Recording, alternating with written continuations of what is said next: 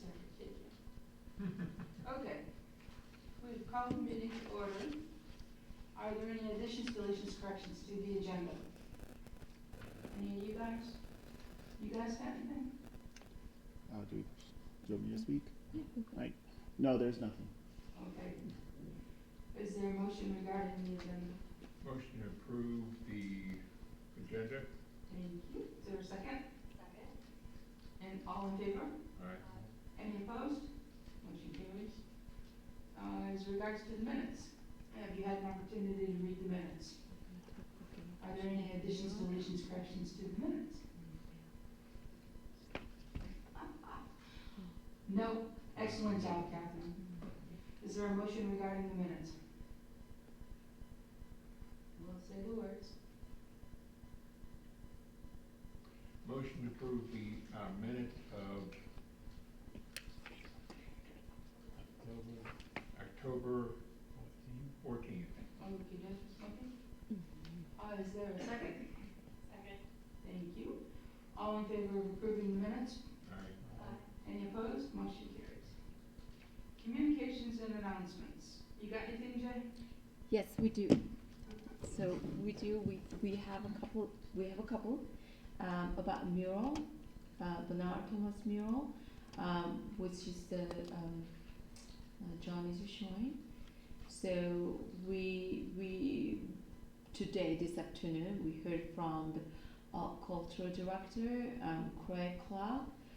He reached out to city manager's office, and we were told that the Confederate flag can be covered with something else and then bring back to the women's club. I responded to the email, like, what's the process, like, what's the procedure, what is, we know it's public works team can do something, but we still have to go through the motions and the procedure to relocations. Now, in terms of the covering the flag, I don't think the staff can be involved with that matter. So this one's something that we need to reach out to the mural owner, or feel free to reach out to mural owner. The board can do and ask who can cover that one over. Okay, already handled. Okay. Yes, the daughter of the artist Okay. will be so excited to have it returned to the women's club. She's got a picture of her father, the artist, Okay. that would go right over the corner of it and cover it. Okay. And I might be able to convince the Historical Society to buy one of those plaques that say, this mural, blah, blah, blah, that explains the genesis of the mural and what it represents, and a little bit about the artist and such. Okay. I'm gonna have to strong arm them. They don't like to spend their money. Okay. So once the flag is covered, contact us. Meanwhile, we will try to find a way to relocate this back to the women's club. Obviously, I have to speak with our cultural director as well as the public works director about these procedures. Okay, cool. Okay. I was there Friday before last in the women's club, and I was looking at the wall to see if there were, like screw holes, how was it attached to the wall previously? And there's no evidence of screw holes, but there's two, almost like cheap plastic closet hooks. Yeah. Seriously, the thing, there must be things on the back of the mural that it just, Could be that wire. possibly. Wire that usually goes coming out. It's a mystery to me what's on the back of the mural, but I was surprised, because I would seriously have expected to find holes or patches where the holes were, and there's no evidence of it. It just goes onto the wall. So it should not be as challenging as, or halfway as challenging as I thought it would be. Thank you very much, Jay. No problem. And also we have updates about the bell. This is currently at church. This is what was the church Oh, the bell, about? okay. Oh, I tried to think about the church. We received the email from one of city staff who knew about this, where the bell is. She actually sent us the email. The church, it is actually located in a church, and that's the image you can see. Gosh, I wrote it down and then I have to find it. But I'm gonna get back with you where it is right now. But right now, it's the church is using the bell. Okay, yes, we have been under the mistaken, information that the bell that I tripped over at Public Works was the Coquimbo bell. Hi, Brad. But the bell that I tripped over is apparently the one from the parapet on the Children's Schoolhouse Museum. There was a bell in the tower on the Children's Museum. And at one time, there was a pedestal thing in front of the Schoolhouse Museum that the bell sat upon. So it's still a precious thing. Not quite as precious as the Coquimbo bell, but I have a question on that. I recall, it wasn't too long ago that the bell sat in front of the Children's Museum. Where did that bell come from? Do we know, or? Was it indeed a bell from the belfry of the school? yeah, that's what Janet said. Okay. She said it's a replica of some other bell, maybe the Liberty Bell, I'm not certain. I hate to say anything else because it's all misinformation until we get, Sorry. why are we digging? I'm surprised the school didn't put it in storage or. Well, it kind of sort of was. I mean, it was in front of the garage, even though it was, in the weather outside, which was kind of disappointing, but. I'm trying to. But at least you solved the mystery of the real Coquimbo bell is at the church. That's what Janet said. I think it's the little church on, is it 12th Avenue? Actually, we downloaded the emails that we received from the city staff, but I cannot open it from this computer because that email has information where the bell is located. Yeah, I think that's the little old church on 12th. But we can find out. That's excellent. Thank you also for that, Jay. Sure. What other goodies have you got for us? Sure. I can send you the images of the bell and these pictures and then the location to the board members. Okay, that'd be super. Did you have any more information for us? No. You did good, though. Thank you. Sure. Oh, we have other information, but it's going to be under item number 5. Okay, very good. All right, very good. Moving on to item 5. In your agenda, you have a photograph of the proposed archway modifications that the artist did. Do you see it, Bob, way in the back? Yes. Okay. Somebody want to start with, what do you think about it? Looks good? Love it? I wish the lettering was bigger, but. Yeah, I like it. Maybe on the lettering, but I think it's good. Were we okay with them? Is it on the pedestals or is it going behind the pedestals? Because I thought the pedestals were historic and we're trying not to damage them. The locations to be determined. Yeah. And the size of Okay, it. so it's just, Yeah. so it's just for show there. Yeah, I think they understand that it needs to go on the outside perimeter of those Right. pedestals. But what do you think? Could the lettering be larger? I wonder, what do you guys think? A little bit. I like the general design. Probably could be bigger if they left off the word cemetery.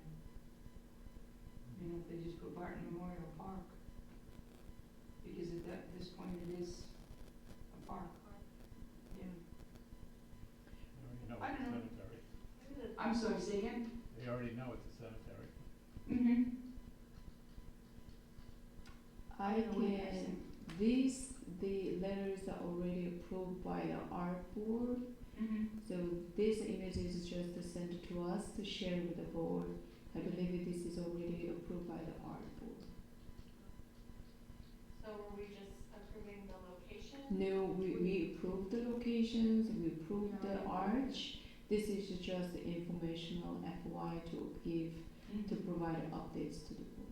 Yeah, we approved the COA at the last meeting. I think it's very pretty. I just wish the lettering were larger. That would be my only input. You guys okay?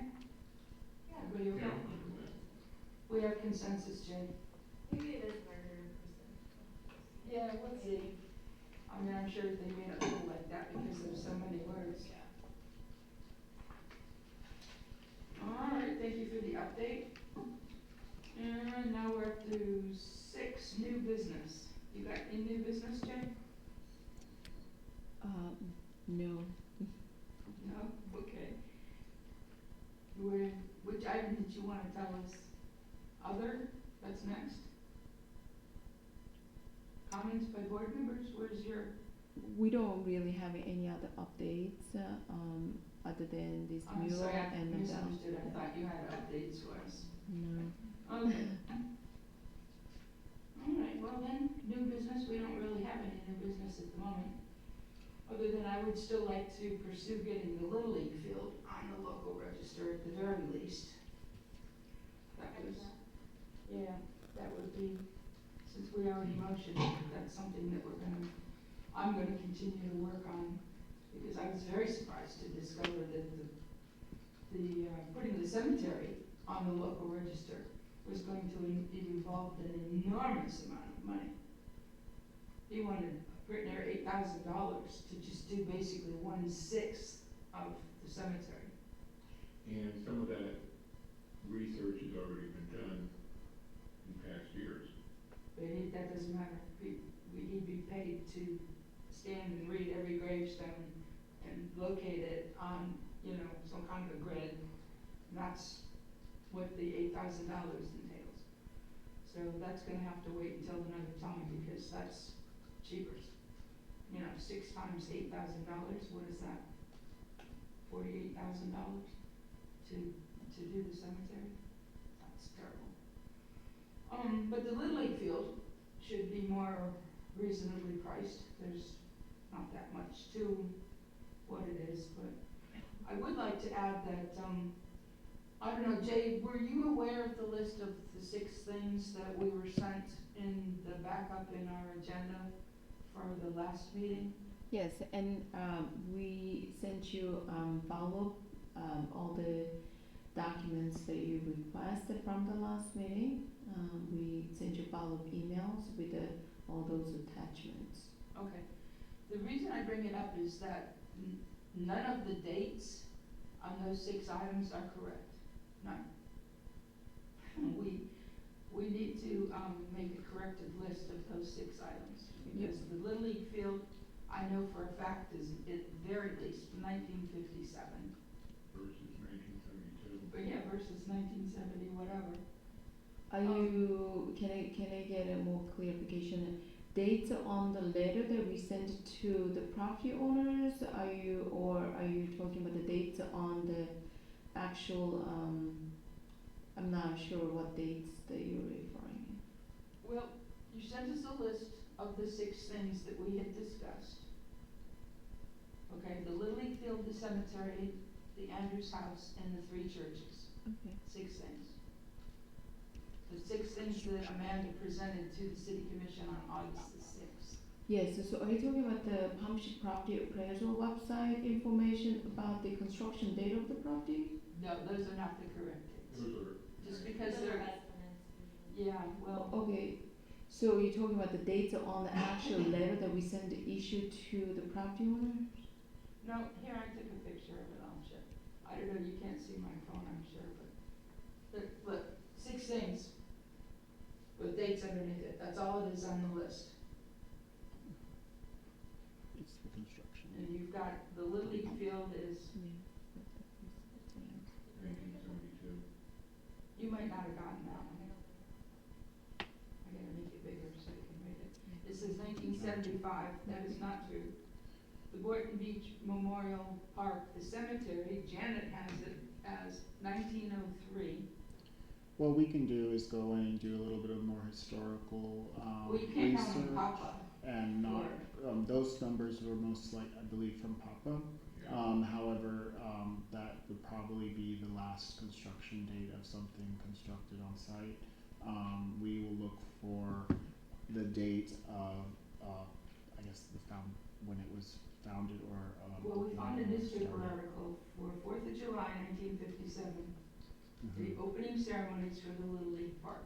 Kiwanis was cooking and, was a big shebang. Yes, now that you bring that up, it does make sense, and staff will do our best to find the. That correct might be the dates. year that they possibly, I don't think so, because now the concession stand wouldn't have been built in 75. I'm pretty sure the concession stand was built earlier than that. Might have been the date that the bathrooms were built. It was dates that the fence surrounding the property and some utility. An update of some sort, Yeah. yeah. And staff is open to any suggestions on finding the correct dates as well. If you want Okay. to send us an email, We'll, or we can we'll talk about compile that. that for you. And you've got St. John Missionaries, 1991. St. John's is 1909. Greater St. Paul, you've got 91 also. St. Paul's is 1900. Yeah, we can do some research as well. The Methodist Church, 1905, and you guys have it at 1945. And the Andrews House is 1907, and for some reason you've got 1930.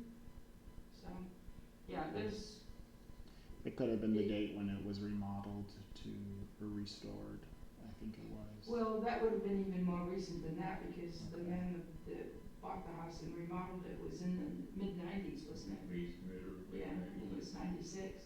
Yeah. But the funny thing is that, you can't trust Papa for what the real dates are. Yeah, those are usually estimates really for tax purposes. And it's probably Okay. the last time somebody built something, or, Yeah, someone just goes in and says, yeah, this looks about 1930s. or a permit, maybe somebody did a Okay. permit By or something. permit, yeah.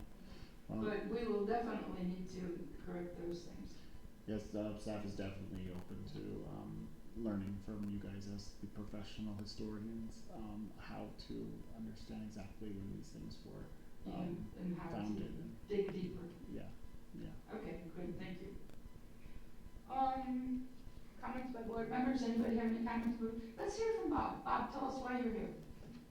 Well, Jim got me involved. I Turn your speaker on. Jim got me involved. I do the history for Leaderville. I've been doing it since 2014. And of course, I found all the dirty laundry. We're supposed to, just to give you a vague thing, we're supposed to have 248 acres. And we own nothing but a couple clubhouses.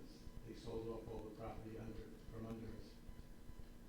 There's a real history of that, trust me. In fact, right now, we don't own our golf course and we don't own our first clubhouse, which is our offices. They're under a rec lease. And I found out that these were all done illegally. They turned over the corporation to us in '71.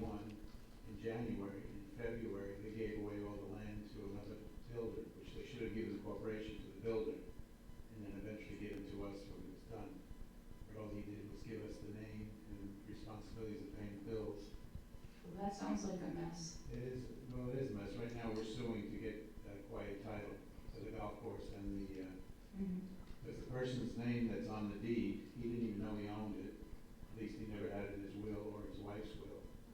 Oh, And gosh. it's just a mess, but we've been following. We just paid $40,000 to a lawyer to read a memo and said, well, pay $100 to that. I'll reread it $500. So we said, no, get rid of this lawyer.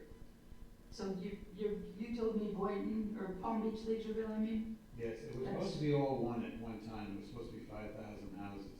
But when they, Ocean Drive, which used to be Ocean Avenue, they moved Ocean Avenue out of the community eventually, and eventually Boynton Beach Boulevard became the main road. The builder agreed to give Ocean Avenue to the town, which was supposed to connect all the way down here. So when 95 came through, they said, no, the town didn't like it. They said, this is our main street, and they said, well, I'm sorry, we're gonna be putting a bridge on Boynton Beach Boulevard, and went on 15th Avenue, which eventually became Woolbright Road. And when they did Woolbright Road,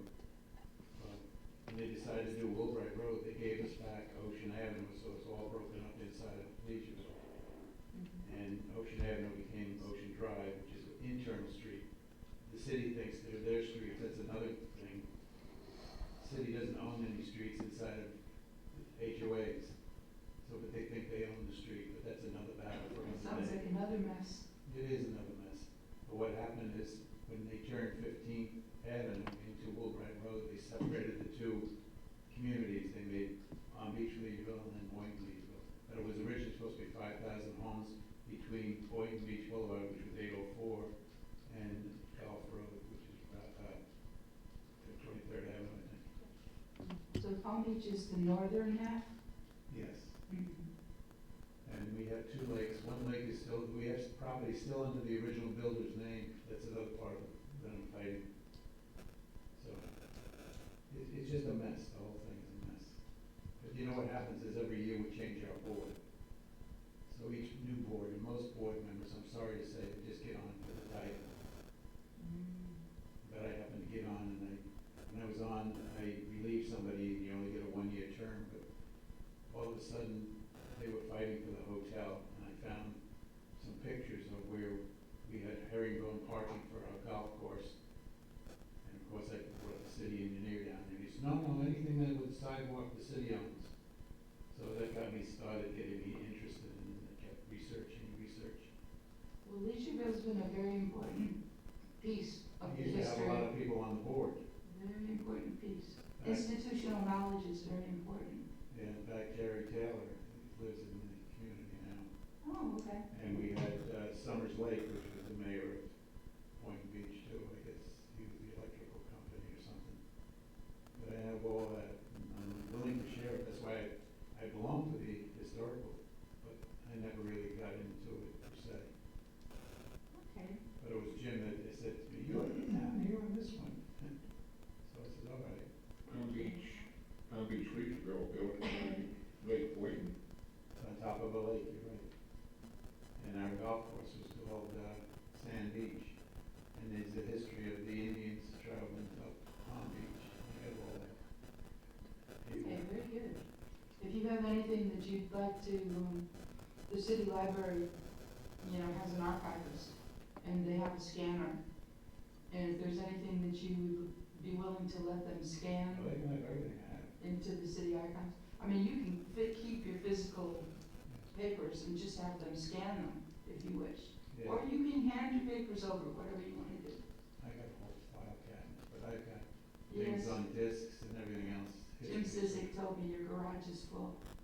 Like that was, but now, since I got back on the board, I convinced them to have an office inside our main conference room, Mhm. our boardroom. So my files are there, because I'm 83, so I never know how much more time I had. So I wanted it to be there, so nobody else is interested, and unfortunately, I happen to like it. Okay, well, thank you for joining us. Welcome to the board. This is Bradley Jackson. I almost called you tonight to find out if we were having a meeting. I started playing, and all of a sudden, they got me in. Okay, Brad, you haven't met Valentina yet, Um, have Nice to meet you. Are you a new member too? This is my second meeting, so Okay. I figured that by your nameplate. I see we both have the same. yeah. We have the antique ones. The historic ones. Oh, okay. All right, so moving on. 7 is other comments by board members. I have a couple of comments. Everybody should be aware that the next Historical Society program, free program, is November 25th. The speaker is Rick Kilby, Kilby, and the topic is Florida's Healing Waters. And January 11th is going to be the Highwayman Art Show, another free program in the gym at the old high school, the Cultural Center. And the actual Highwayman artists, those that are still alive, come and bring their art for sale. So, and also I wanted to share with you that Janet DeVries Naughton is going to do a presentation at the library on January the 6th. And her presentation is going to be the history of South Lake Worth Inlet District. Will we be getting this information